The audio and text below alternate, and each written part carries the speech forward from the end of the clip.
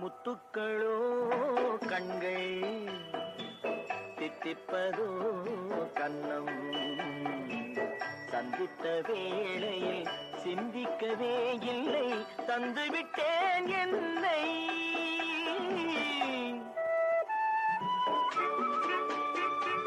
அருகில் நடந்து மடியில் விழுந்து ஆட கேட்பதென்ன மலர்ந்த காதல் என்ன உன் கைகள் மாலையாவதென்ன வாழை பூரண மேளத்தோடு பூஜை செய்வதென்ன முத்துக்களே பெண்கள் தித்திப்பதே கன்னம்